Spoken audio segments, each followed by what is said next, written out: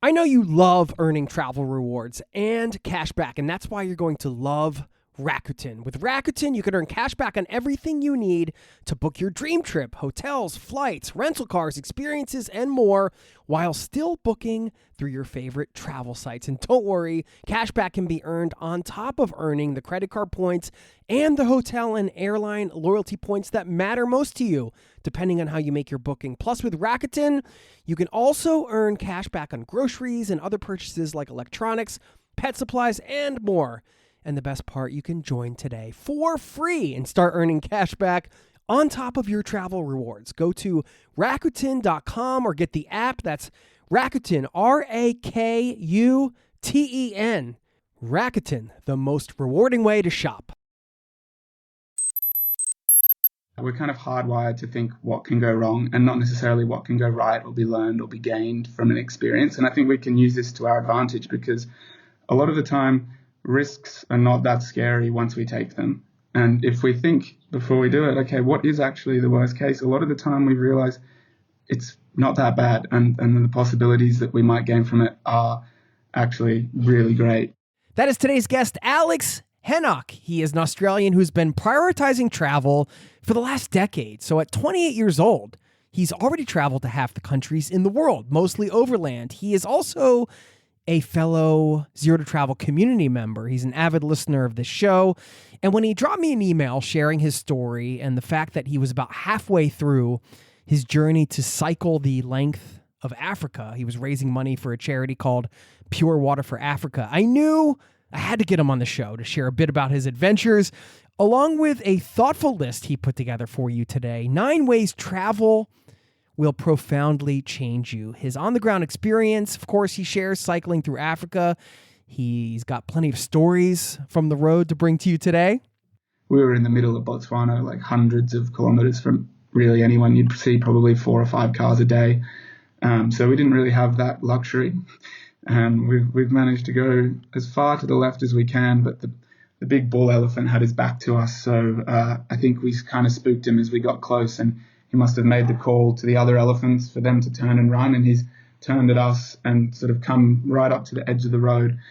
And yeah, that was a pretty scary encounter. And loads more, as you'll hear today. This conversation certainly left me feeling energized and inspired. And one big reason for that is that it was a great reminder that grand adventures like cycling the entire length of Africa, it's not reserved for, quote, special travelers. These types of trips really are for anyone with the desire, the drive, and the willingness to prioritize travel.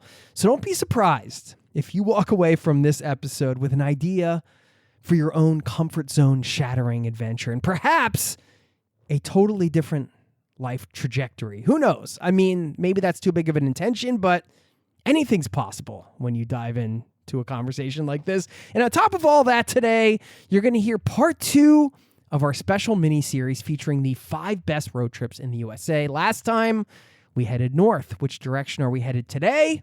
You'll have to tune in to find out. All of that and much more happening right now. It's a great one. So buckle up, strap in. Thanks for being here, and welcome to the Zero to Travel podcast, my friend.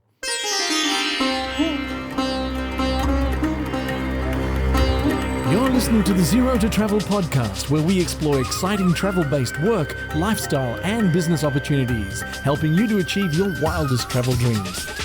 And now your host, world wanderer and travel junkie, Jason Moore. Hey, it's Jason here with ZeroToTravel.com. Welcome to the show, my friends. Thank you for being here, allowing me the privilege of bringing you a little travel into your ears today. This is the show to help you travel the world on your terms, to fill your life with as much travel as you desire, no matter what your situation or experience. And I encourage you to get in touch. Alex did that. He dropped me an email, our guest today. He said, quote, "I've been listening to Zero to Travel for as long as I can remember. It has spent some serious time in my ears across all continents of the world. Most recently, it's kept me company on my journey to cycle the length of Africa." And he goes on to say it would be a dream come true to be a part of the show in any way I can, end quote. And here he is. I wanted to bring him on because he wanted to give back to the community. That's what this community is all about. Sharing stories, sharing perspectives, sharing ideas, and having this exchange, this beautiful exchange here. This is not a one-way conversation. So please, I encourage you to get in touch if you haven't done so. You can always leave me a voicemail, drop me a line, jason@zerototravel.com. And you can sign up for our newsletter. It's free over at zerototravel.com/newsletter. By the way, you can find Alex over at routetotravel.com. He's also starting to run some small group tours over at farcorners.tours. We'll link up to all that, including his YouTube, his Instagram, if you want to follow him, and his fundraiser for pure water for Africa that was tied in with this trip you're going to hear about today. Lastly, stick around after the conversation for a few reasons. Number one, you're going to hear that second part of our 5 best road trips in the U.S. Each week, you're going to discover a new unforgettable trip in a region of the USA. You'll hear where we're headed today. I'm going to leave you with a pretty funny quote that relates to this episode.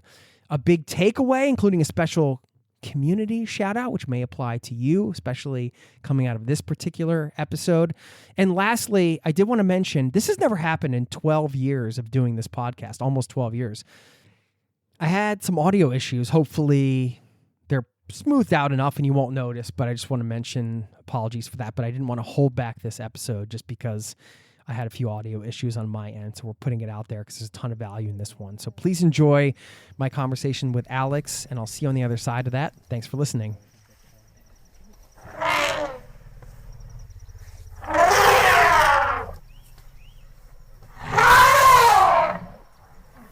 Alex Hennock, welcome to the Zero to Travel podcast, my friend. Wow, feels amazing to hear that. Thank you, Jason, and thank you so much for bringing us the good content for all these years. And I'm sure I speak for many people when I say that, and all the influence you've had on us in travel. So great to be here. Thank you, good sir. That's very kind to hear. Yeah, we gave you a shout out some episodes ago, and I said, we got to get this guy on the pod. And here he is, cycling through Africa, which is not a small adventure. How come you're not doing the, Aussie backpacker Southeast Asia thing, or you did that already? Like, I mean, there's a lot of other things you could do besides subjecting yourself to a 3,400 kilometer journey through an entire continent. Yeah, well, that's definitely true. I haven't thought about it that way, but I guess you could say I have done all that before and sort of worked my way up to a point where this, oddly enough, feels like a natural progression. So it's we'll get into that, but yeah, it just became a sort of dream to go from the top to the bottom, and I've had a pretty full life of travel and a pretty full life of adventure sports and endurance stuff, and I thought, hey, it's a pretty nice way to stick them together. And yeah, so from bottom to top, it's about 10,000 Ks all up. So today we're ticking over 4,000 Ks into the journey. Yeah. Whereabouts are you right now? I am in stormy Kigoma, Tanzania. It'll be the last day in Tanzania, heading up into Burundi. So sipping on the last bit of Kilimanjaro tea as we speak. Nice. Isn't it awesome to say, and I'm just bringing up the age thing because you put it in your bio, that at 28 years old, Alex, you can say, I've had a pretty full life of travel. What a gift, man. Absolutely. I mean, it's been a priority for the last 10 years, I guess. It's ever since I left school, it was just like I saw the value that it provided and the educational opportunities, and I was lucky enough to be able to do it at the same time as studying full-time, getting my master's degree and working my way up and having a full-time job, until the point where I've realized recently that, this is something I want to be doing more full-time. So I'm kind of in that transitional phase at the moment of going location independent, as you love to promote. Yeah, trying to figure it out. That's great, man. Sometimes the real world's calling, or you feel like, oh, should I not be doing this anymore? Totally different experiences. But I remember being around your age and thinking I should probably be, friends are starting to settle down and, some of that kind of stuff. And then you're just like, but I want to keep traveling. So I mean, it's good that you just follow your heart and ignore kind of the societal norms and the pressures, which I think, like, to be fair now, I think maybe we're just in a bubble here in the Zero to Travel podcast, but I feel like people are a lot more free thinking in terms of, like, how they might want to live their lives, and they don't have to conform to the thing that society or their parents want them to do. Well, what about your parent? Was that like a a thing that was? Yeah, I think it's an interesting one because it was definitely a part of my life growing up. We went on some family trips, nothing too crazy or adventurous, but my parents have definitely always been so supportive. They've been so great at allowing me to work out these options and directions on my own through my life, and I've really been always so appreciative of that. And it gets to a point now where you're visiting some sort of quote unquote more dangerous countries that obviously they start to worry. But interestingly enough, my mum and my auntie are here at the moment in Kigoma. They've come to visit and they've never been to Africa before, and they're now seeing the beauties of what I get to experience on a day-to-day basis. And I think this is one of the first trips where my mum has just really opened up and said, you know what, I see why you do this stuff, and I see the joy that it brings, and I see the joy that it brings to herself as well. She's been exposed to some things she never thought she would, and I think that's one of the most beautiful things that I have been able to see is that growth in people that I care about, and something that, I've worked so hard to get to a point that I can do with my day-to-day life, and to see that reflected in the people I care about is pretty special. Yeah, that's beautiful, man. Like you're getting to share that with your family in that way, because the relationship with your parents, it changes and evolves, right? Like you get to teenage years and then you kind of realize, oh, they're just humans. And then you're trying to figure out like what kind of humans they are and, sort through some of the stuff. And then as you get a bit older, you start to develop like a different kind of relationship with them. And then they start to learn different things and stretch their comfort zone because of things that you're doing, which is, what they did for you your whole life, to kind of like try to, give you space to be challenged and to kind of support you. And now you get that in reverse. It's pretty special. Absolutely. Yeah. It's almost like a passing of the mantle, I could say, that it's because my dad is also coming to meet me at the end of this trip, and I feel like he's already feeling like it's going to be the same thing there that I've experienced with my mom. And they both had never been to Africa, so for something that they never thought they would do, to be able to even just influence them enough to come here and get that completely different perspective shift on life is something that, if someone's gone their whole life up until the later years, and then to be able to have something so novel and refreshing and new and eye-opening is a powerful experience. Yeah. Well, I mean, it's hard not to be inspired by what you're doing, man. I mean, cycling through the continent, I know you're doing it for raising money for Pure Water for Africa, which we'll talk about all that. But why did you want to come on the show? I mean, you said, you were a listener, you reached out. I know why I wanted to have you on to share your story and to talk about some of your adventures and travel advice. I think that's the spirit of this community. Like, we want to share stories and give back in some way and kind of keep those good vibes circulating. And I'm just wondering for you, what is your kind of intention with this episode to let people know? Yeah, I think it comes back to the fact that, as I said to you, I've been listening it feels like longer than the podcast has been around. So it must have been pretty early days. And I've always listened to it with such like a fascination with the people that come on, and thinking, wow, like they're doing these incredible things. Like, I wonder if ever there would be a time where, I would be at a stage where there'd be something that I feel would be worthwhile sharing. And I think a lot of the travel that I'd done up until this point, I mean, as I said, I travel quite frequently, but it was always kind of fit as much in as you can, try and see the sights and, have those more early 20s, like late teen experiences and stuff, and maybe not quite as deep. But then, as I've gone on more recent trips and overlanding through all 7 of the stands in Central Asia, and then having a big trip to a festival in Papua New Guinea, and then having this experience through Africa, I think it's really changed my approach to travel and the way that I want to interact with the communities that I go into, and, slowing down that bit. And I guess that comes with age, and it comes with more experience and wanting to integrate more with the communities that you enter, because I think previously it was probably a bit more superficial, and I don't regret the travel decisions that I made, because it's led me to where I am, and it's allowed me to be more sort of introspective about the way I want to travel now. So yeah, I think that's a really interesting shift, and that's something I feel that now I can bring to Zero to Travel and share back with the community that I've loved to listen to over the years. And yeah, I've kind of come up with 10 little pieces of advice that I think that I've got from mistakes and experiences and little anecdotes to sort of solidify those. So as many as you want to hear, I'll happily provide. Yeah, that's great, man. Thanks for putting that together. I think that's going to be awesome. I mean, we should just start going through it. I think just to echo kind of what you said, we're not labeling your previous travels superficial in a way, but I mean, you had all these experiences, and you feel like you needed that as a basis to kind of get to where you are right now. You can't ever say this is something everybody needs to go through, but I do feel like when you first start traveling, there is a sort of inclination for people to want to just, see as much as they can, and you want to soak it all in, and it's understandable. You move at a different pace, but then the longer you travel, perhaps the pace changes. And granted, like, there are going to be exceptions to this. Some people will come out of the gates and their first thing might be a crazy adventure like you're doing. We're calling it crazy, but we're trying to normalize it here. I mean, is that part of the goal here? Like, yeah, this is, like you're saying, this is something that you thought, would I ever be one of those people doing it? And now you're out doing it.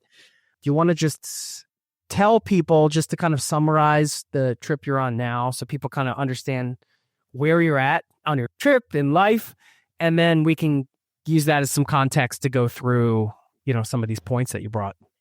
Definitely. Yeah, and I think that was probably a much better way of putting it. Not superficial, but just more scratching the surface and wanting to go a little deeper now that developed a bit more in my travel approach and style. I think that's a much got nicer confidence, way. yeah. I'm sure. Yeah. And as I said, I mean, obviously I've up until this point it's been quite fast travel to have visited almost half of the countries of the world by 28. But I think the second half, if I do end up visiting them all, will be in a lot slower, more meaningful manner, I think. Well, has that changed? Has the sort of the idea of trying to get to every country is that like, oh, whatever, if it happens, I'd rather just go deeper? Or I think the reasoning behind it has changed. It's no longer, and it's one of the points I've got on the list is. Should we start the list then? Why don't you start with that one then? Sure. So I think that one is mainly around, and it's something that really this trip has taught me a lot.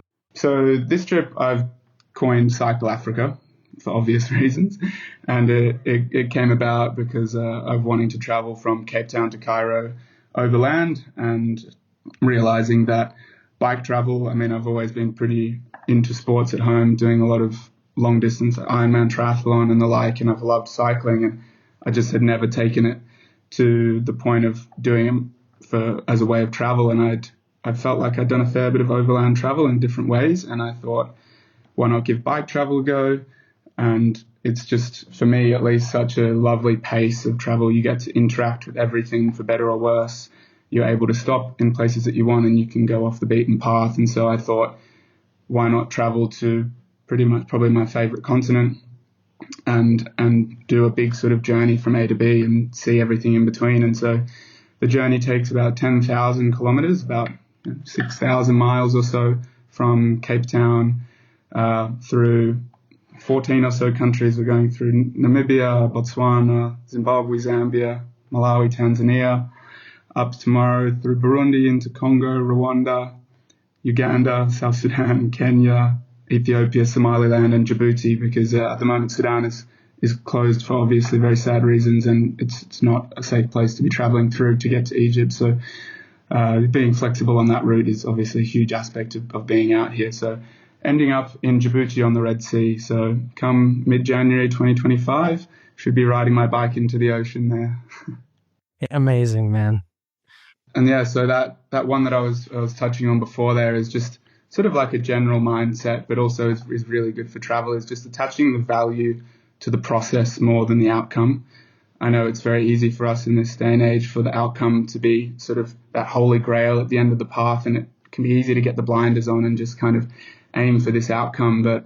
And I think goals are really important in getting to that stage, and they're also really important in keeping us on track to appreciate that process. But a lot of the time, if we don't emphasize the outcome so much, because sometimes it can be a little anticlimactic. I know we can all think of a time when we've been so excited to do something and it's finally happened, and there's an element of it didn't quite hit the spot, or now that it's over, it's a bit sad. So if we can put the value mainly on that process and reaching the outcome, or more in a travel way, the journey rather than the destination, then I feel like we can really gain so much more and it's something I used to do a lot with training for Ironmans, is by the time I got to that start line, it was, for me, the work was done, and all of the personal gain of going through those days of training that no one would see were what made me grow and learn more about myself, more so than the cherry on top of getting to do the race at the end. So, yeah.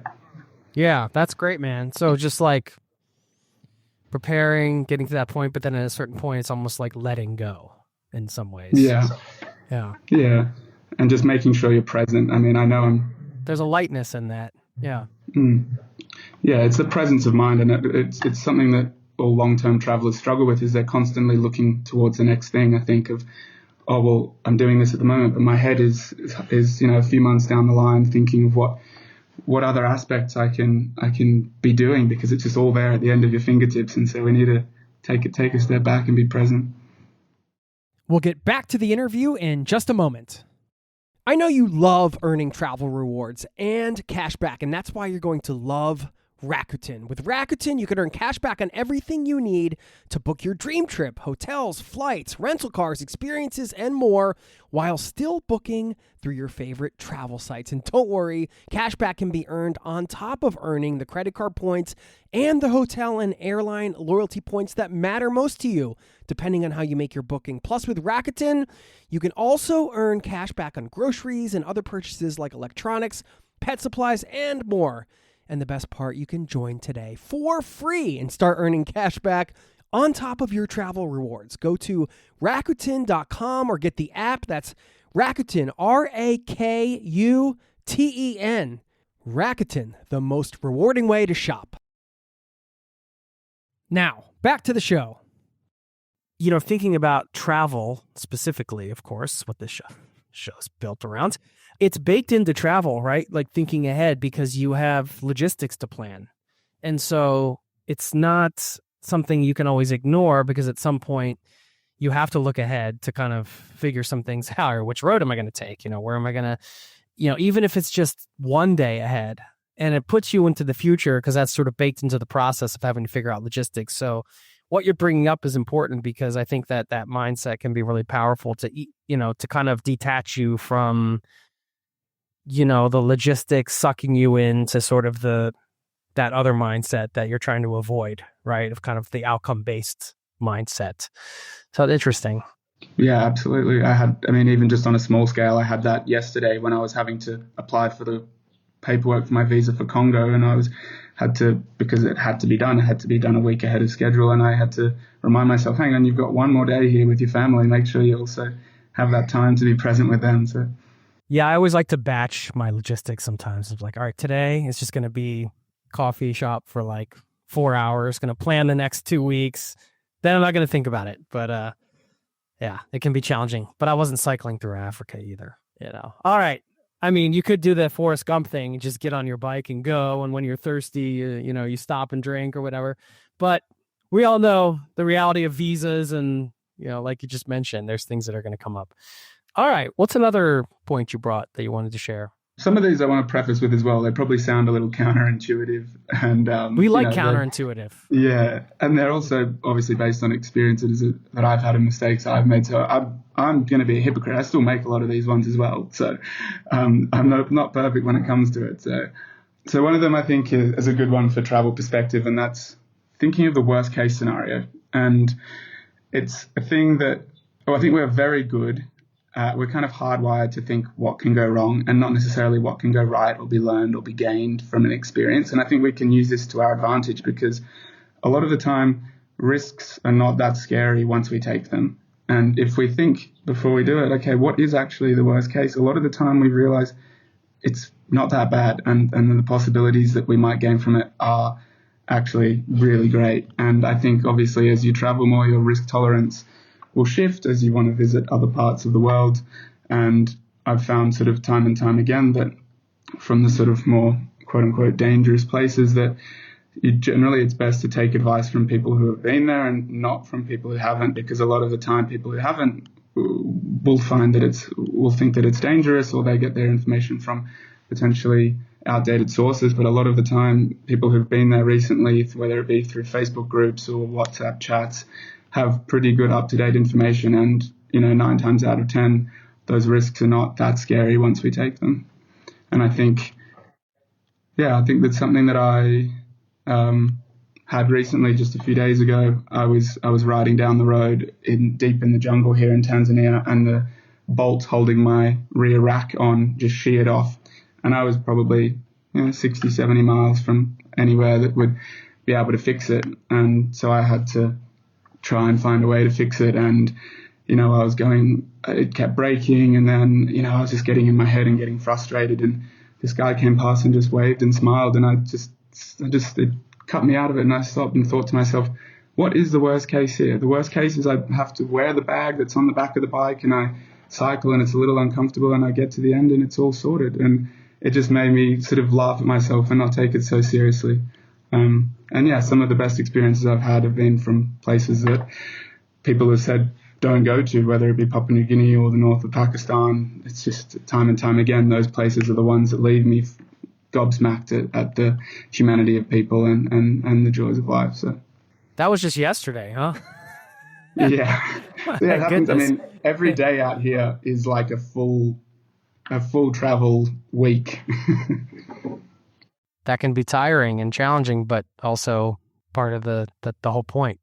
What are some of the things that you thought were the bad things that could happen that turned out to be something completely different than what you envisioned in your head? Can you think of anything? Yeah. I think on the recent trip to Papua New Guinea, I was there in the highlands for the Mount Hagen festival, and I'd been even in contact with people who had been there, and they were saying it's a pretty hostile environment, and if you look like you can be robbed in Port Moresby, you will be. And I was thinking, gee, is this too much? And so I went there with a bit of trepidation, thinking the worst case scenario is actually may not be that great. But when I got there, and I have never, in all of the places I visited, felt more welcome and more sort of looked after and mutually respected by the people there, that it was by a factor of 10 probably the hospitality. And it just made me realize that again, a lot of these risks are maybe not necessarily that scary once we take them.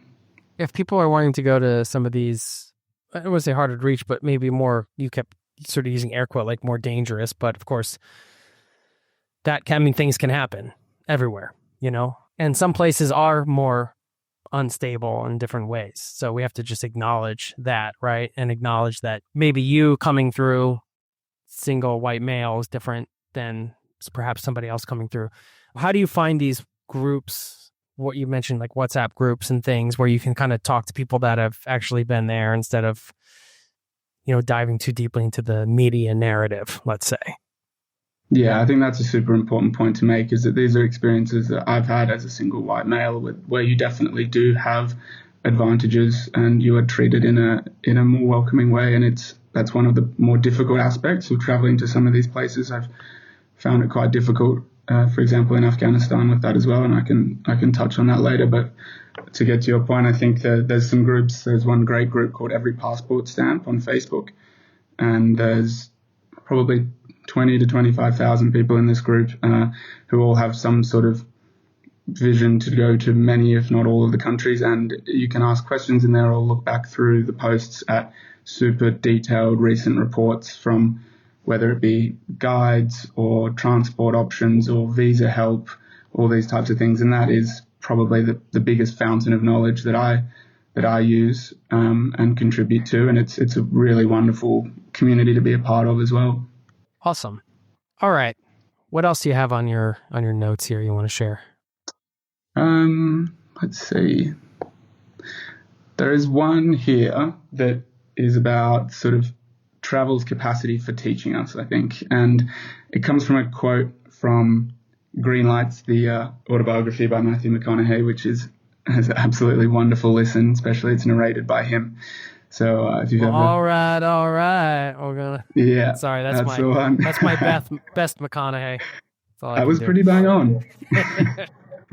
It comes from a moment where he is actually traveling in Africa and witnessing a sort of fight between these two men, a verbal fight, and he chooses one of their sides, and they both turn at him and they say, no, it's not about what is right and what is wrong. It's about, do you understand? And I think that that's something that has come through time and time again in my travels is how travel will challenge all of your norms, really. It challenges your cultural norms, and it travels the way that you view the world. And I think that's one of actually the most educational aspects of travel is having your worldview challenged and being able to appreciate that and take that on board and understand what that means.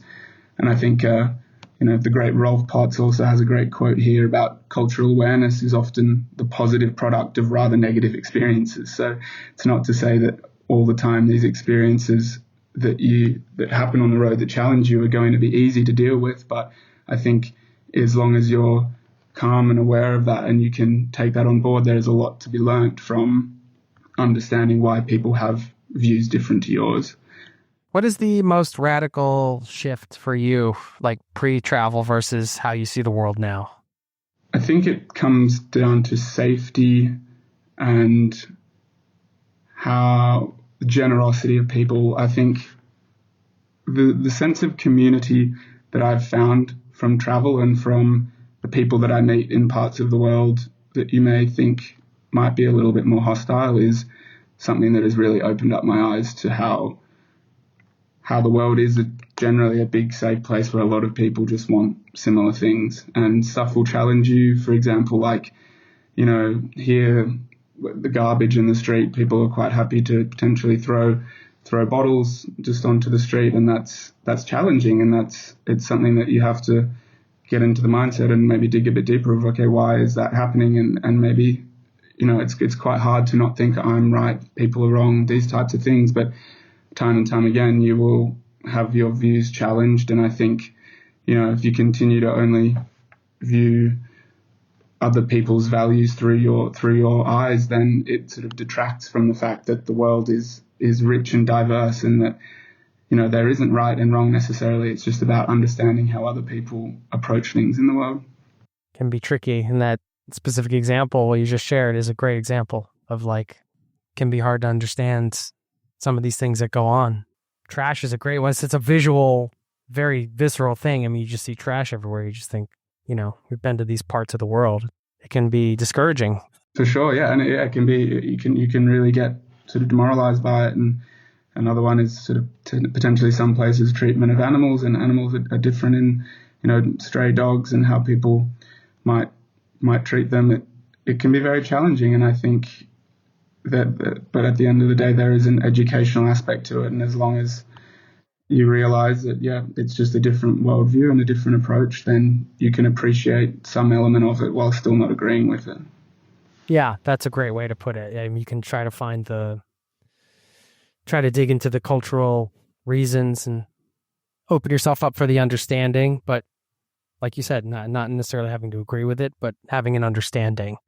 I think, Yeah, and it doesn't always have to be something so challenging. It can just be differences in opinion or in political stance or in culture. It doesn't even have to be with locals. I mean, when you're traveling at a hostel, when you're talking to other people from other parts of the world and they have different political views. I mean, imagine if we all spoke the same language and thought the same way, it would be pretty boring.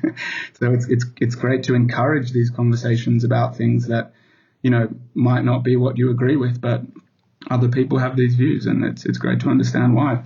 On that note, I partially blame the Australians for my nomadic days because, I met so many Australians on the road, and they're like, on my first trip, I'm just like, how long are you guys traveling? I'm traveling for 2 months. I'm an American thinking this is an eternity. And Australians like, how about you guys? 3 years, 5 years. I don't know if I'm ever going home. Just wow. That's it sounds so obvious. We're so far away from home. You got to make the most of that flight ticket. The Australians, in some ways, that I met, some of the Australian travelers that opened my mind, blew my mind open to be whoa, this can be this doesn't just have to be a thing you do in between, until you go into the real world or whatever the case is. This can be something you just do all the time. That was a revelation, So anyway, thanks to the Aussies. I'll take the credit. All All right, what else do you got? I think one of the big travel misnomers, and you touched on it before about the difference between pre-travel and post-travel, is the things that you worry about usually before you go traveling aren't usually your biggest worries. As I said before, like people are nicer, things are generally cheaper, especially if you're coming from Western countries like the States or definitely Norway. Pretty much everywhere else you're going to visit is going to be cheaper. And even if it is a place like Scandinavia, which might be on the upper end of the budget, like it's still doable on a budget, whether it be through hostels or street food or camping or woofing or these types of things. There's always ways of experiencing it through a local lens, couch surfing, that still give you access to these more expensive countries. And other things that people worry about, for example, in Africa, like interactions with wildlife encounters, and people assume there's a lot of violence and war and terrorism, and that's not to say there isn't pockets of this, but honestly the most likely things are always illness and being on the road physically, like the driving aspects and the exposure to disease and sickness is something that we all take as part and parcel of travel. Maybe it's because obviously we have it at home as well. You can get sick or you can drive a car at home, but realistically, those are your more likely things that you need to worry about than necessarily being involved or caught up in some sort of lion attack or being exposed to civil war. Whereas, obviously you do have to take into account some places are more volatile than others. I think it's a better way of describing the world as opposed to dangerous countries. It's more volatile, although you can visit them at one particular time and they're fine, the next day it could be a completely different story. So that's how I kind of tend to look at it. And I've found from my years traveling that I've had very few, if any, experiences that I would deem unsafe, but quite a few where illness and has really played a pretty big role and, almost brought it to an end. Your website, Route to Travel, and you have your YouTube vlogs, and you can kind of get, if people want to get a peek into what the life is like out there on the road. I thought I saw one where an elephant charged you. Was I mistaken? Because you just mentioned the animal encounters, and then you're like, oh, you don't have to worry about that. But then, did you get charged by an elephant? Yeah. You don't have to worry about it, except when you get charged by an elephant. Yeah. When I did write these down, I did put in brackets, animal encounters, brackets sometimes. So that was an interesting one because, as I said, across the continent, it's pretty rare where you might encounter wildlife outside of national parks. Anyone who's been on a safari knows that suspense and anticipation of driving for half a day through supposedly these game reserves where you just see nothing and you're going, okay, well, maybe it's not so common, but there's one exception really, and that's coming through Botswana, especially at the time of year when I was there, because it's the dry season and there's very few areas of permanent water, and so animals are migrating towards these watering holes, and there's no fencing in Botswana, so you'll be driving or riding along the road through very, very open, flat grassland savanna, and there's just the whole road. You can see where the elephants have just barged through the trees and they've defecated everywhere and the road's covered, and you're thinking, okay, this is even in the middle of the day because that's when they're least active. But along the road where we were riding is kind of some pipes that run along the side. They're under the ground, but every few kilometers there's like a concrete block where it comes up out of the road to feed any villages that are nearby, and the elephants will go and crash open these concrete blocks and burst the pipes and cause like a little pool on the side of the road.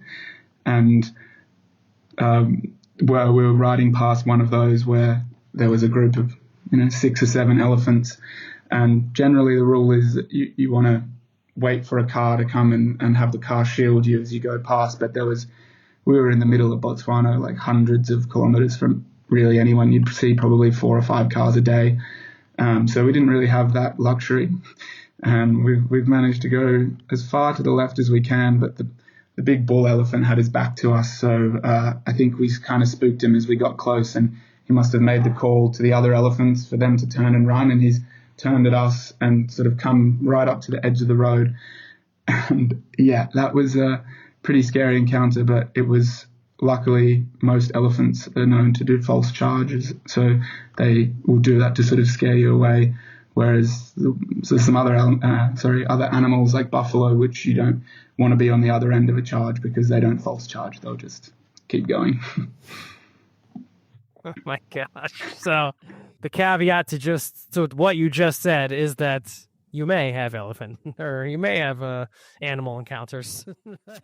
Yeah, as I said at the top, these are generalizations. There's some exceptions to every one of them, and unless you're in the 0.01% who are cycling through open Botswana, then you can probably take that as a pretty... Yeah, but I mean, to your point, like I think some of the more common quote unquote animal encounters would be like stray dogs in some of these places. You think about something like more exotic is an elephant or a tiger jumping out, but it's more likely that you could be in, some city and you've run into a pack of stray dogs and one of them goes berserk or something, Absolutely. And it's funny you mentioned that because that jogged my memories. On that same day, it was a really long day. We'd done about 140 kilometers, so maybe like 85, 90 miles. And we made it through those sections of really tough, like exposure to animals and just head on a swivel all the time. And we rolled into the tiny little village and kind of let our guard down. And these 3 dogs just came sprinting over and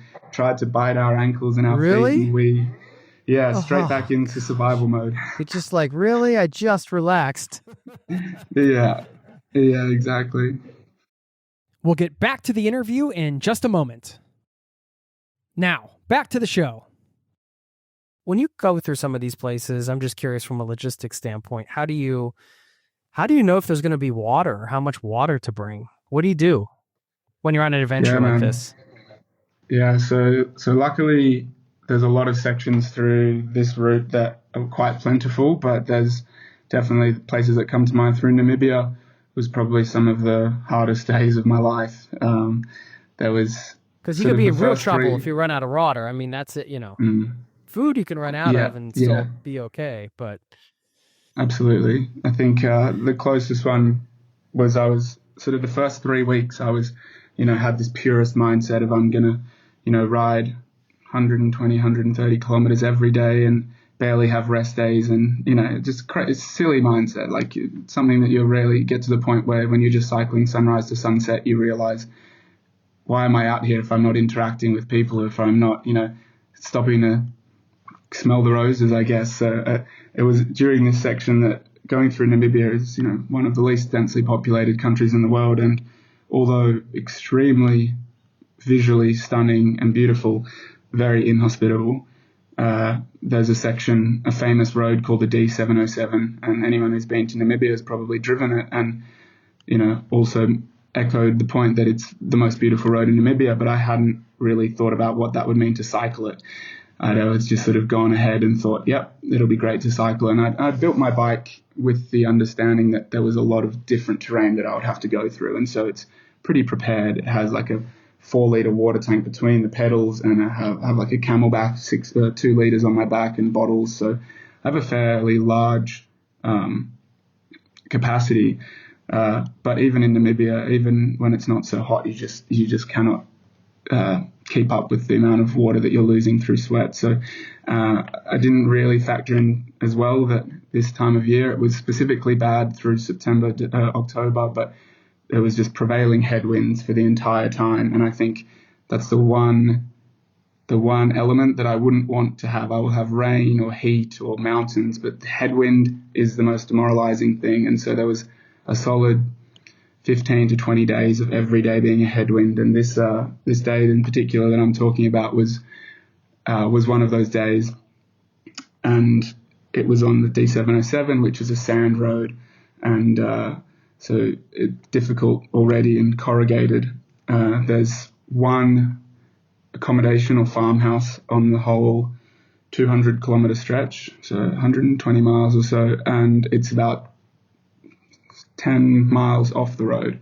And so I was aiming for this and I was doing really well. And then it got very hot and the headwind got very strong and the sand got very deep. And those are 3 of probably the worst sort of combinations. And it's the only time really on the whole trip that I've started to think, oh, okay, this is actually quite scary, because this is probably 3 or 4 in the afternoon and I'd seen 2 cars that day.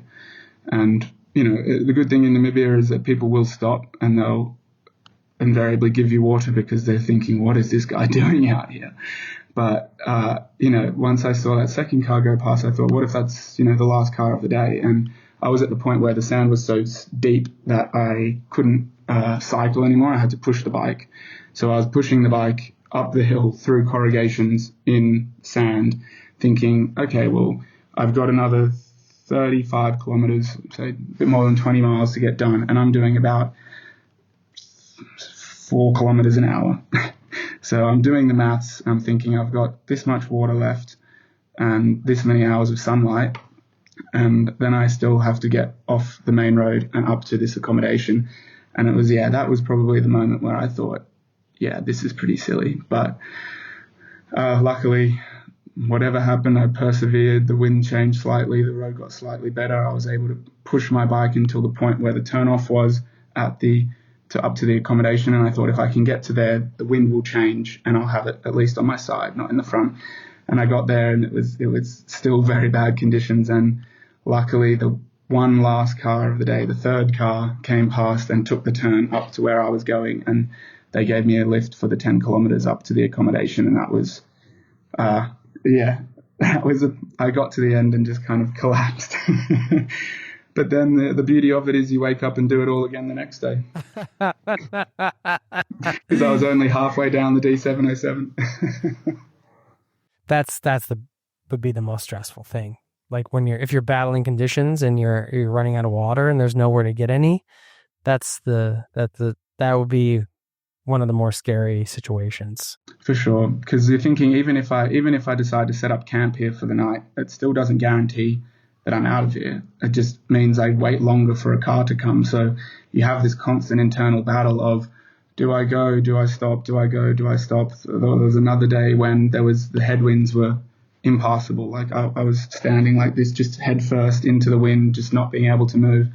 And I did about 15 kilometers in 3 hours or something. And I thought, I can't actually go any further. I need someone to come and get me out of here because I don't have enough water to keep going. And so, it sounds kind of a little reckless in these situations, but I prepared as much as I could, and the conditions had changed that day. When I checked on Windy, it was fine. And, there's just those sections in Namibia where you're looking at 200 kilometers with no food or water or towns or even places to stop and shelter. So, it's an inhospitable place. It's somewhere I would absolutely recommend anyone to travel in, but cycling there is a different beast. And it probably goes on quite nicely into the next point. All right. Well, then let's roll right into it. Yeah, I think it's about doing hard things and sort of if you're not being challenged to try harder. So it's like, obviously we're talking adventure travel here. We're not talking about you can't relax, you can't go on holiday. Everything has to be crazy and challenging. But I think there is a lot to be learned from doing hard things and the resilience it builds and the character that it builds and the coping mechanisms that you gain from it that you can also use in other situations. And really at the end of the day, it comes back to creating like a perspective or a relativity for the rest of your travels and the rest of your experiences in life. Because, after those hard days in Namibia, it was a breeze. I mean, I would take the headwind all day and it was on tarmac roads. I didn't mind. There was, water everywhere. It was plentiful. And if I hadn't done that section, then I probably would have still struggled in that next bit because I didn't have that perspective shift or that new baseline, I guess, to go off. And I think, there's a lot to be learned from hard things. I think anyone can probably think of a time in their life where they've pushed themselves and it's memorable. Like, whether it be trying to climb a mountain and feeling like you can't get there and getting to the top and having learned maybe that your boundaries are slightly further down the line, and that can be addictive as well. And I think, a lot of the things that we really remember in life have come from putting ourselves to more or less of an extent through some level of hardship.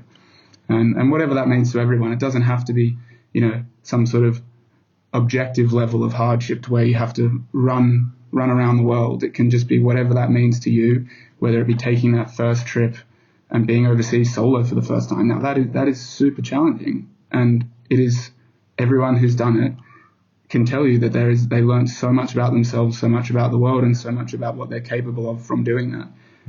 And yeah. That's a great point. The last one, yeah, that it doesn't have to be objectively hard. Like you could say what you're doing. I mean, most people, except for a small percentage of people probably who have a lot of cycling experience would, perhaps like the group of people that cycled around the world could relate, but most people are going to be like, this is insane. But like you said, yeah, it's not about cycling through Africa or walking around the world or whatever. It can be about spending one night, in a tent overnight for the first time. And that's scary and that's hard. And it makes you face a lot of your own discomfort or fears. And there's a lot of ways to do that. I think that's what the beautiful things about this point too, is you can make it's very individualistic, and anybody listening can adapt that to themselves, Yeah, and I think I tried to kind of, as I jotted these down, make them applicable to sort of every quote unquote level of traveler. It doesn't have to be, just super extreme. They're sort of lessons that I've learned that at different points that I feel like people can take a leaf from. And I think, I know I keep going back to where I am now, but even just yesterday we went and visited the Gombe National Park, where Dr. Jane Goodall has done all of her research with the primates since 1960, and it's an amazing opportunity to see chimpanzees up close. There's very, very few places where you can see so many chimpanzees, but there's still it's a wild place. It's up on a big hillside where you have to trek into the jungle, and I'm here with my mum and my aunt. And my aunt, she hadn't done very much physical activity for a while, and she was worried about going up to this place. And we said, we just go at whatever pace we need to, and we'll get there. And she got there, and it was really difficult. And there was many times where she said, I can't do this. I'm going to turn around. I'm sorry for slowing you down. And we just said, just whatever it takes, we'll just go slowly. And we got there to a point where, when you're tracking for animals, a lot of the time you get to a point of sort of despair where you think, okay, that's it, we're not going to see them. And that's always when it just clicks. And we came around this corner and we just saw, we were so lucky, we saw these chimpanzees sitting at a termite's nest. They pulled the branch down from the trees, took all the leaves off it, and just used it as a tool to poke the termites out of the mound and eat them. And to see my aunt, who had pushed herself through very difficult terrain, to be enjoying the fruits of that labor was really, really special to see. And I think having seen that, and then her coming down, and she said she went and looked at herself in the mirror after and said, you just did that. And I think the power that has then in other aspects of your life to say, she was floating the next day. She was so happy with herself and what she'd done, and that just changes your perspective, and the shift in relativity is really powerful. Yeah, that's a beautiful thing. Great real world example. What else you got? This is a killer list, by the way, man. I'm loving this. Now that I'm jumping around all over, I'm kind of like, it's all tying in wonderfully. I think this is great. I'll give you a couple more. I think there's a lot to be learned from the classic old adage of less is more, and this is kind of twofold. I think I find that time and time again across the world, the most generosity, the most openness, the most hospitality and warmth comes from people with the least. And there's definitely something that I can't quite put my finger on to be learned from that. But I think to be exposed to that is something that is really heartwarming, and really reminds you of the importance of connection, of the importance of appreciation and mutual respect. And for example, I'm just trying to think of times where it's happened. I mean, in Venezuela, I was coming down from the mountains, and it was absolutely pouring rain, and we got to the main road, and there was one 18-wheeler truck just happening to go by, and we hailed him down, and we said, is there any way you can take us to the town? And he put us in the back, in the sort of holding area of the 18-wheeler. There was nothing in there except one box of mangoes, and he just left the back doors open so he didn't think we were being kidnapped or anything. And we just watched the world roll by. And, this was when Venezuela was going through severe economic crisis. And we got to the end and jumped out and went to pay him, and he just refused. He wouldn't take it. And we really tried to, because we knew how much it could make a difference, but it was just that hospitality from people who had so little that was really, really heartwarming. And the same goes for, street vendors in a lot of the Arab world, and specifically I'm thinking of in Kabul. I had an incredible interaction where, there's no common language, but you're going up and asking for a pomegranate juice, or whether it be a kebab, and there's just a warmth of, not allowed, refusing to be paid, and just, hand on your heart, just saying like, sort of, you are my guest. And yeah, those are the experiences that I yearn for and feel the most impacted by. But again, yeah, less is more sometimes. And I guess the other aspect to it is packing wise. I think a lot of times you should definitely pack a lot less, just to put it on a lighter note. Maybe not quite as extreme as I am on this bike packing trip. I've got one spare shirt and one spare shorts, and that's it. But you can definitely, no matter the conditions, get a small bag, a carry-on bag to travel with, and it's liberating. Love it. A twofold less is more. Nice. Get more bang for your buck. All right. What else do you have? Let's see. Let's go 2 more. Okay. Does that work for you? Yeah, that works for us. That'll give us 8, Great. I think. All right. By my That's counts, good. anyway. But there's a lot of lessons packed in there. But yeah, yeah. Got to make sure they're still digestible and it's not just me rambling. So. Not. You're doing great, man. Yeah, I think there's a lot to be learned from being comfortable, being uncomfortable, and also leaving some things to chance. So it's all about the flexibility in your travels. I know I'm definitely at fault with this. I love to try and find out everything there is to do in a place, and that's probably where the obsession with trying to visit every country came from, is that I now have something I want to do in every country, and it's not just to go there and tick it off, but it's to go and experience this unique thing. And I think that's now what drives me. But there's definitely a lot to be learned from being flexible and allowing things spontaneously to happen, because those are generally the ones that are the most memorable.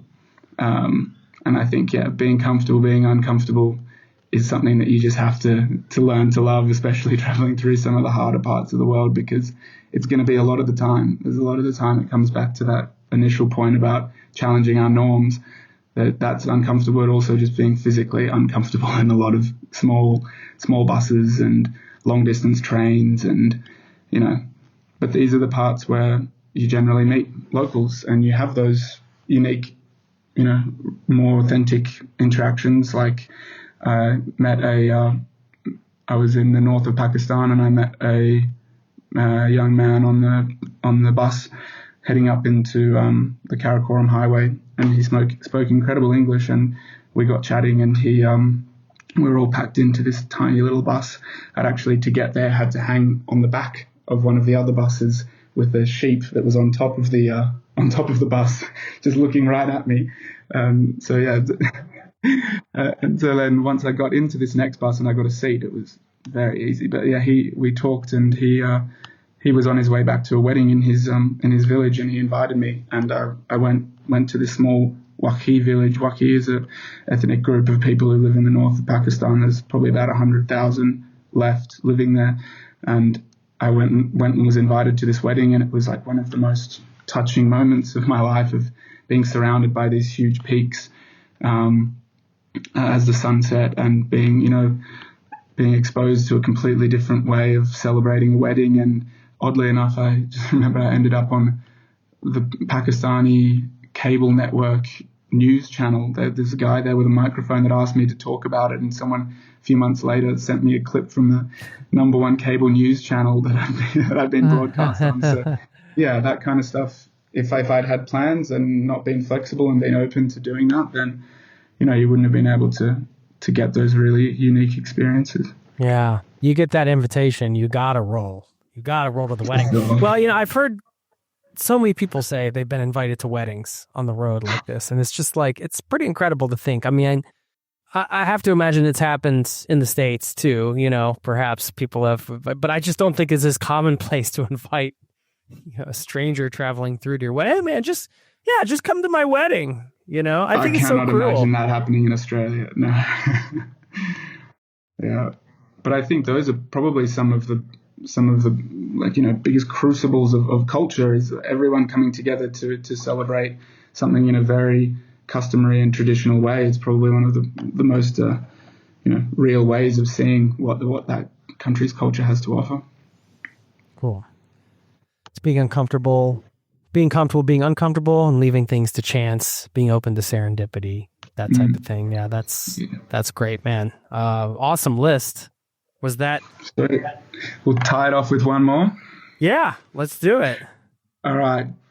So one I like to think of as well is that we are so lucky to be out here traveling. Everyone who's listening to this podcast loves travel, and it is so lucky. But at the end of the day, you're also an ambassador for not only where you come from, but for foreign travelers in general. And I think given that we are so lucky to go and visit these places, we can also flip it on its head and take it as an opportunity to give back a little bit to those people who are living there, who might never have the opportunity to leave and travel and visit and see other parts of the world. So sharing a little bit of your culture and customs and the way that you live and believe is a really great way for those people who are living there, who may never get to leave their country, to be exposed to the world a bit more and learn. And I think it's always a good thing to remember, is that may be the person's only exposure to people from outside. And just remember that you are an ambassador for yourself, your country, and for all travelers. So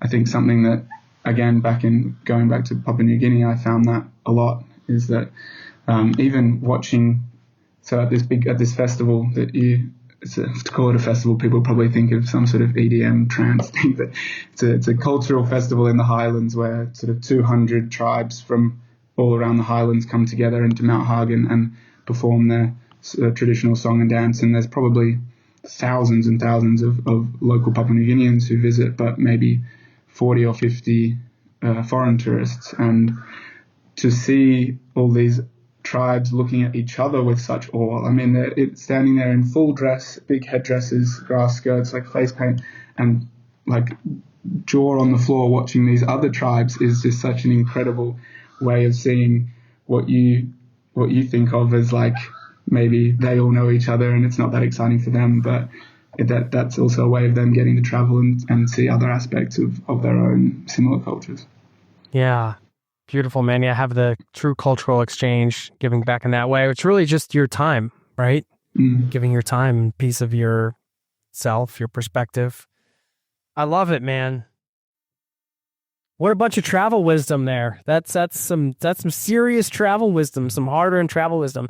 That's amazing. On the giving back thing, we should tie in the charity, because I want to give you an opportunity to talk about what you're doing this for. And I'm curious, having the charity tie in with your adventure and kind of like branding it for yourself, right? Like Cycling Africa, you're doing it for a charity.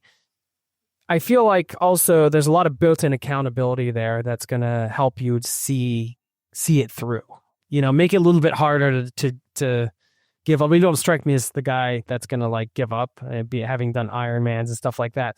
But I do think this framework can be helpful for anybody that wants to push their limits and wants to do something, and they, perhaps aren't sure like if they're going to be able to finish it out, see it through.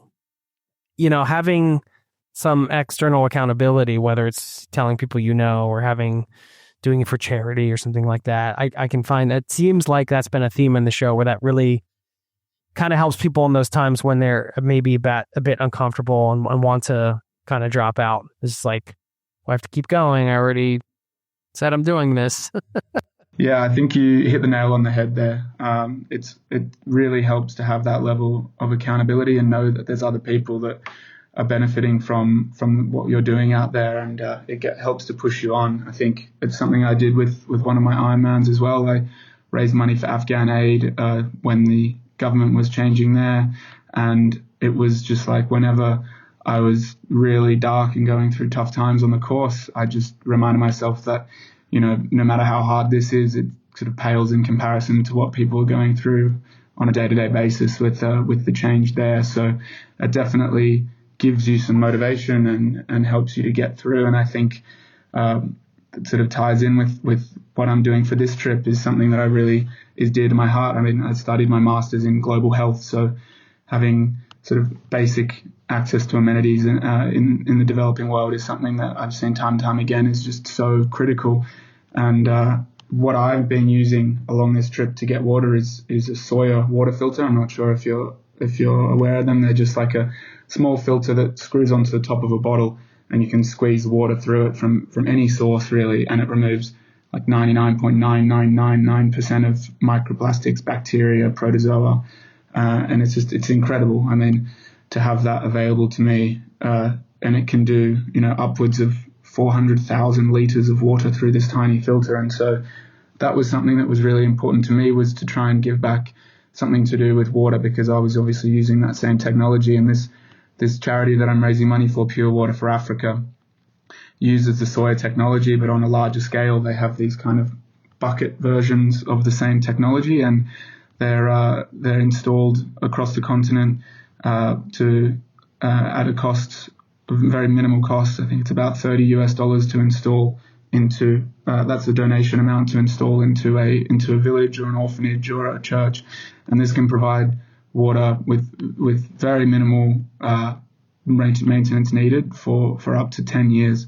And so I was just talking with one of the people who run the company a few days ago, and they'd just gotten back from installing 350 filters in Maasai villages in Kenya. So it's going on, it's out there, it's happening, and it's making a difference for people. So if anyone wants to donate, I'd be very grateful, or wants to pass on the information to anyone else. It's just great to get the word out there for all the good work that's being done. Yes, we'll link to is the GoFundMe the best link for people to donate? Yeah. Cool. Yeah, then people can get an overview again of your trip and what this means to you, which they just heard. But I mean, go on there and check it out, and feel free to make a donation. I did want to ask you about a few of your favorite travel experiences, perhaps some that you'd recommend, a few that you might want to have in the future that are on your bucket list, or whatever you want to call it. So people call it the live list, bucket list, whatever you want to call it. I think you know what I mean. Before we get to that, just really quickly, curious, and I know some people might be wondering, so I'm going to ask this question, feel comfortable talking about it, how you're able to afford to travel so consistently for this length of time. Have you been like working and saving up, and then you just spend all your money on travel, or kind of what's been your formula so far? Yeah, that's definitely initially how it worked. I would work, when I finished school, I worked like 7 days a week in a bar, and I just had the idea of like, it was a big European backpacking trip that was on the cards, and I just, no matter how rough the night shift was in the club, I was like, man, in 4, 5, 6 months, I'm going to be jet setting on a train through, Norway or something. And that's just what kept me going. And then once I had that sort of understanding and thirst for travel, it just was enough of a motivator to keep me to work each time I came back home. Each time I would still work while I was studying, and then in each of the breaks between semesters, I would head off, whether it be for 3 weeks to Sri Lanka and India, or it could have been to Southeast Asia, or a trip to Vanuatu or something like that, something close by between the semesters. And then in the big break, I fit in some trips. I also have taken some semesters off from study to travel. I did a big sort of 5 or 6 months in South America, which actually started in Africa because I had a job set up in Botswana at the university doing research assistant role. So I've tried to tie it in a bit. I lived in Tanzania doing some volunteer work as well there for a few months in the hospital. As I've tried to sort of make travel life revolve around work, and now it's sort of transitioning to more of how do I do the opposite and have travel be the central part of my life. And I think, as you said, being able to afford it was mainly just through saving. I really spend no money when I'm at home. I cook. I mainly just hang out with my friends and don't really have many things at home. Once I bought a van and I lived in it, and it was really cheap, and I was able to go and work at the ski season and live for free in my van. So just like little things like that. And then when I travel really cheaply. So for example, a 6-month trip might cost me I could get by on easily, maybe $1,000 a month or maybe 1,500 max. And that means that given that Australia has quite a high minimum wage and I didn't spend much when I was at home, I was able to save pretty well. And I mean, again, when I worked for the government in the last few years in the health department. And so that was a really good way to save money. And also we had a good work-life balance where I was able to get a fair bit of holiday and take some leave without pay and fit that in around my work obligations. But yeah, now as I transition more towards a life of location independence, I'm also starting up a small group travel company to visit some of these less visited places. And there's a lot of really, really cool and interesting trips that I've got lined up that are on the cards that I can't say too much about yet. But if anyone wants to get involved and come and visit some of these destinations with me, I'm looking at places in Central America, Central Asia, West Africa, the Middle East, even Antarctica. So yeah, I'll if anyone wants to keep up with that, hit me up on any of the socials on Route to Travel. It's Route to Travel on everything. And yeah, that's just the way I've been able to keep it my priority my whole life, I guess. Once you taste it and how good it is, it just becomes a priority. It's delicious. No, I think that, yeah, no, I mean, I'm glad you brought up the priority thing because that was something I was just going to say is going back to what you said right at the beginning, you've just been prioritizing travel. And that really is, I think, the secret. Whatever age you are, whatever style of travel, whatever your monthly budget's going to be and all of that, if it's the priority, you'll find a way to do the travel things you want to do ultimately. I think, generally, at least people listening to this show, I think have the opportunity to do that. So yeah, and I think time and time again, it is cheaper to travel in a lot of these parts of the world than to live in the West. And it's just the question of being able to have the capital either coming in passively or to build it up over the months preceding the travel. So yeah, it's doable, everyone. What are a few of the, they don't have to necessarily be experiences, but, those destinations that you'd love to go back to or that you'd recommend that are, perhaps more accessible to the average traveler? I know you're planning on taking people some of the harder to get to places. I mean, you could throw one of those in too if you feel obviously strongly about it. But yeah, just wanted to hear a few. We always love some good off the beaten path type destination recommendations, whether that's based around an experience or just a place to go spend some quality time. Yeah, what do you think? Definitely. Yeah. I'll start with one that's up in your neck of the woods, Jason. There's I'm wondering if you've ever been as well. It's I'm going to absolutely butcher the Norwegian, so you can correct me. But it's called Slinningsbalet. It's the midsummer bonfire in Ålesund in Norway, and every year around the midsummer they build the world's biggest bonfire. It's made of like wooden pallets. It's out on this little artificial island, and in this absolutely picturesque area, and people just go and sit on the hill, and someone climbs to the top and lights the fire, and you just watch for about 5 hours as it slowly burns, and at one point it'll eventually all teeter into the water. So that's a pretty cool, accessible experience for anyone traveling in Europe that is pretty unique and a very long-standing tradition. Ålesund's beautiful city too. Great area to check out. Unbelievable. Yeah. Yeah. Another one, maybe there's a lot to do in Bolivia. I think Bolivia is one of the most underrated countries in South America, if not the world. It's action-packed. It's what everyone thinks of when they think of sort of traditional South American Amerindian culture, with the bowler hats and the colorful dresses and the old women sitting in the streets, and it's very extreme. I mean, the altitude up there is difficult, but there's some great.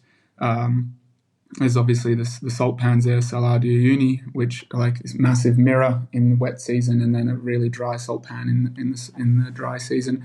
The one I'm thinking of in particular, though, is the Death Road in Bolivia, which sounds a lot scarier than it is, but it's an opportunity to ride your mountain bike down from about 4,900 meters to 1,300 meters.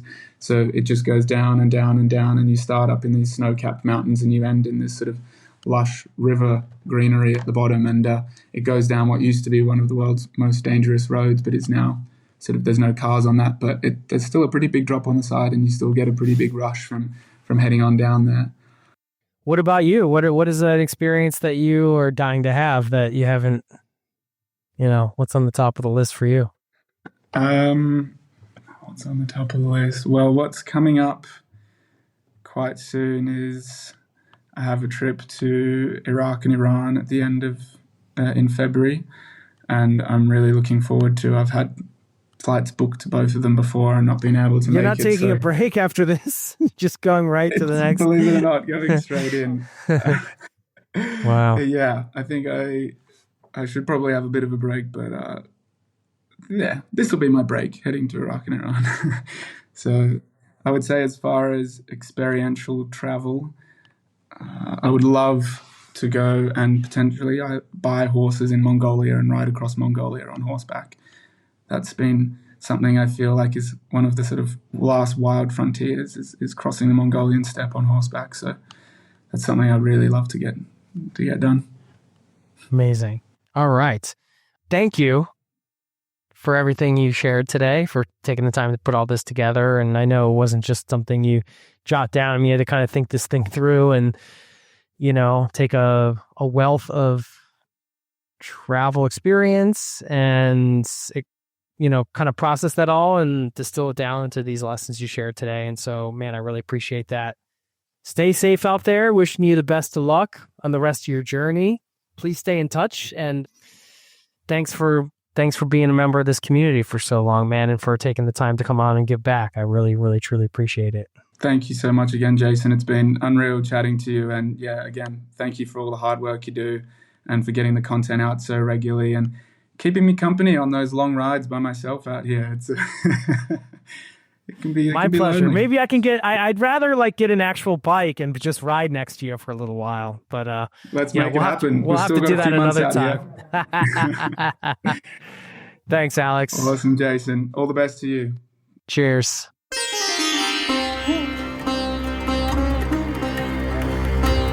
There you have it. Thank you to Alex Hennock for stopping by the show. What an inspiration. I will share my one big takeaway in a moment, along with a hilarious quote to wrap this up. First, part 2 of our special road trip planning series right now.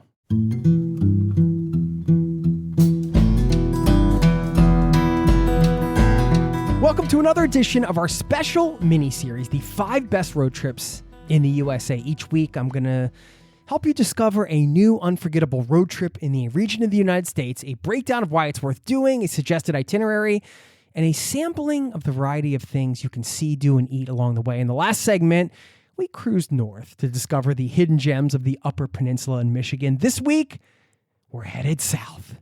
We're going to explore an extended version of a well-known drive packed with stupendous views, goosebump-inducing music experiences, essential history, a, quote, tourist trap area to embrace, and we're going to end in a place with culinary delights you won't find anywhere else. I think I might have bit off more than I can chew with this one. I get carried away sharing some of the incredible things you can do on a trip like this, but in the famous words of Australian motor racing driver Peter Brock, he once said, "Bite off more than you can chew, and then chew like hell." That's what we're going to do today.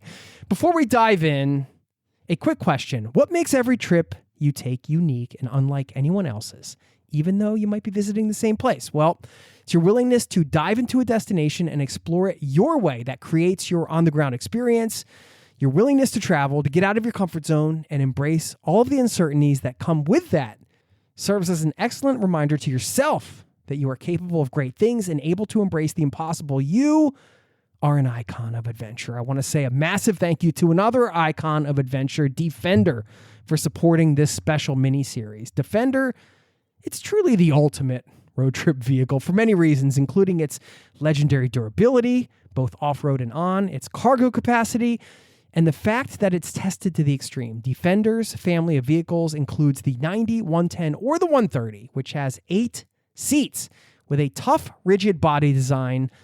It's been reimagined for a new generation of explorers. That is you. You can actually design your Defender at LandRoverUSA.com. Thank you to them for supporting this special mini-series. Okay, get ready. We're headed first to Virginia. We're going to go through a gorgeous part of the Appalachian Mountains and all the way to New Orleans. And no, I'm not sending you to Bourbon Street. Well, maybe quickly, but you'll hear about that a little later on. First stop, milepost 0 of the Blue Ridge Parkway. Have you heard about the Blue Ridge Parkway? Perhaps you've been on it. This legendary 469-mile scenic drive connects the Shenandoah National Park near Waynesboro, Virginia, with Great Smoky Mountains National Park near Cherokee, North Carolina. The National Park Service calls it, quote, America's favorite drive. And perhaps that is a fitting description for a couple reasons. First, its proximity to populous points along the East Coast makes it relatively easy to access. And number two, because of its sheer beauty, both rural and urban, along the drive, you'll have access to a plethora of outdoor activities, including over 369 miles of hiking trails, over 100 miles of protected streams, 13 lakes for fishing, 14 picnic areas along the route. I mean, who doesn't love to pack a lunch and have a picnic amidst gorgeous scenery? Along the way, you'll also witness stunning backdrops featuring Appalachian Mountain views, both near and far, along with pastoral landscapes. If you find yourself along the way craving urban delights, you can pit stop in places like Asheville and Boone, North Carolina. Boone was a particular hidden gem for me when I stumbled upon that town many years ago. And Roanoke, Virginia. And yes, you should stop at the Blue Ridge Music Center at milepost 213 to immerse yourself in traditional bluegrass music from the region and history. You should stop, if you can, at milepost 364.1 to visit the craggy Pinnacle Trail near Asheville. You can hike a short 1.2 mile round trip trail through rhododendron thicket to bask in the dramatic views of a morning sunrise with mountain mist, or perhaps witness an epic sunset. Yes, you can stop at the Folk Art Center to discover Appalachian arts and crafts, but having driven and hiked along parts of the Blue Ridge Parkway myself, I can tell you it almost doesn't matter where you stop, because one of the best parts of the drive is just that special feeling of being in Appalachian mountain country, letting, for example, the morning mist fill up your soul. It's a special area of the U.S. You really can't go wrong, no matter where you stop or what you do. And if you do love outdoor activities and you've got your Defender, the cargo capacity is insanely awesome, so you'll have plenty of space to bring with you all of your outdoor gear and much more. Okay, second stop, let's use the end of the Blue Ridge Parkway as our jumping off point to your next adventure. Here's something different. Let's avoid hidden gems. What? Avoid hidden gems? We're going to go right to the, quote, tourist trap. Gatlinburg, Tennessee, and nearby Pigeon Forge. Now, you might get surprised with how much fun can be had in these areas. I find that even though, for example, Gatlinburg has a population of around 4,000 people and millions, literally millions of people visit this town, it is packed with all of the, you want to call them cheesy tourist attractions you could think of, right? But I find that there are two keys to having fun in tourist meccas like this. And I think they can be a blast. I mean, yes, it can be annoying with perhaps long lines, waiting for food and things like that, depending on when you go. But the two keys for me are, number one, just embracing being a tourist for a day, 2 days, 3 days, however long you're there. Just revel in it. Like, become one with the tourist masses. Embrace it. Put on your fanny pack. Enjoy the ride. Shop for the kitschy souvenirs, the bad t-shirts if you feel so inclined. Just enjoy it. And number two, every tourist town still has its locals and still has its hidden gems. And I always take that as a challenge to find them. It's a fun way to try to get under the belly of a place like that where they're so used to tourists. Like, is there a way that you can engage in a conversation with a local that gets you in to that local scene in some way? It's always a fun challenge. Anyway, Gatlinburg is the gateway to Smoky Mountain National Park with plenty of tourist attractions, as I mentioned. Pigeon Forge, famously home to Dollywood, Dolly Parton's theme park, which is regularly rated one of America's best. And side note, a bucket list item for my daughter, who's a huge Dolly fan. And between the two, there are loads of live shows. I mean, you have approximately 15 plus dedicated theater venues, over 30 different shows running during peak season, plenty of live entertainment, plenty of tourist attractions. I think you'll enjoy it if you embrace that tourist mentality. Okay, we're heading on down the road. Third stop. you have the option to pit stop in Atlanta, or you can take another route. Either way, we're headed to Montgomery, Alabama, to learn more about America's history of racial discrimination, civil rights history that must never be forgotten, by visiting the National Memorial for Peace and Justice, a memorial the New York Times said is, quote, may be the most emotionally impactful cultural experience in the country, end quote. Here's a quick overview of the National Memorial for Peace and Justice from their website. And when I heard about it, when it opened in 2018, this is a place I really want to visit, and I think it's a very important stop on this trip. So here's what they said in their website. This is, quote, the nation's first comprehensive memorial dedicated to the legacy of Black Americans who were enslaved, terrorized by lynching, humiliated by racial segregation, and presumed guilty and dangerous. More than 4,400 Black people killed in racial terror lynchings between 1877 and 1950 are remembered here. Their names are engraved on more than 800 Corten steel monuments, one for each county where a racial terror lynching took place, that form the main structure of the memorial at the heart of this 6-acre site, end quote. And so much more. I encourage you to check out their website if you want to see what you can experience there. National Memorial for Peace and Justice, a difficult but profound and essential stop on this trip. Now, lastly, we're headed down to New Orleans. There's no town like it in the U.S. It's a delicious gumbo of cultures where French, Spanish, African, and Caribbean influences blend to create a vibe and a culture and a culinary delights unlike anything else in the U.S. or the world for that matter. It's entirely unique, and I've visited many times. I can tell you at one point I spent a month there working a promotion during the Mardi Gras time. And that meant, yes, we were down on Bourbon Street with all of the madness, but I also got to be a part of some of the local community parades way outside of the city and on the outskirts and in some of the different neighborhoods. I got to explore a lot of different aspects of New Orleans. And what I found outside of the Bourbon Street madness was just incredibly warm, kind people, pride, community, outstanding music around any corner. I mean, you never know what you're going to find. Unbelievably delicious food was ubiquitous. You're going to check out Bourbon Street, of course.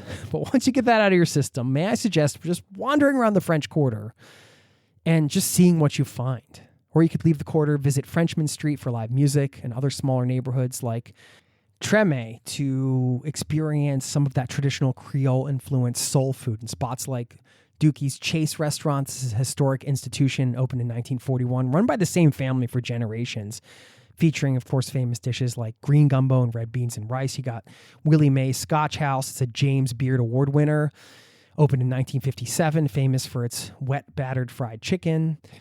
I could go on and on. We could do an entire podcast on the things to see and do in New Orleans. It's a special place you need to go and experience for yourself. And I'm telling you, if you just get out and wander around, yes, get the beignets at Café Du Monde. Yes, go see a show at Preservation Jazz Hall. Do all these things, but then get outside of that and experience the real heart and soul of New Orleans and some of the other parts of the French Quarter and the other neighborhoods around. It's just an endless exploration, endless music, gorgeous nature, fascinating cities, endless opportunities for creating new travel experiences, new memories. Woo! What a trip. I want to thank our friends at Defender who love a great road trip. They have been supporting this special 5 best road trips in the USA mini-series, all geared to helping you discover your next great adventure. Check out the ultimate road trip vehicle, the Defender.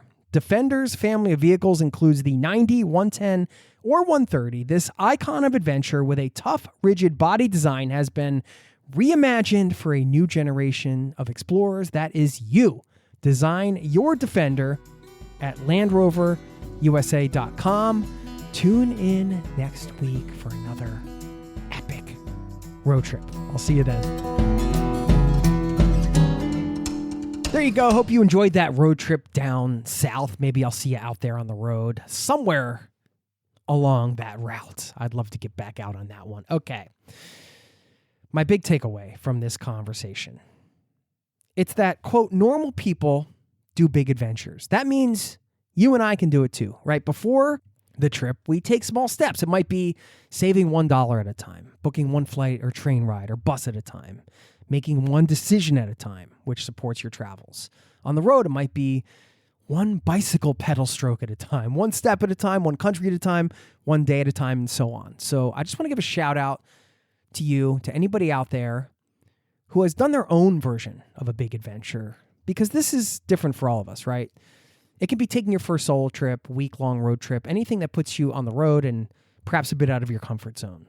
And you took all of the small steps to make that happen, whatever is flashing in your brain right now. Which means that maybe, just maybe, that, quote, crazy idea you have coming out of this episode isn't so crazy after all. It's actually within your reach. So instead of dismissing it today, let's pay attention to it. Take your dreams seriously and they'll take you seriously. And then you can tackle that dream, travel or otherwise, the same way you would if you had to eat an elephant. One bite at a time, as they say. Speaking of elephants, since Alex mentioned his story of his elephant encounter, I wanted to close with this quote from Bill Murray, who said, quote, "They say an elephant never forgets. What they don't tell you is you never forget an elephant." Thanks for listening. I'll see you next time. Don't forget to stay in touch. Sign up for our newsletter, zerototravel.com/newsletter. Drop me a line. Would love to hear from you. Thanks for listening. Peace and love to you and yours. Cheers. This podcast has been brought to you by zerototravel.com. Ideas and advice to make your travel dreams a reality.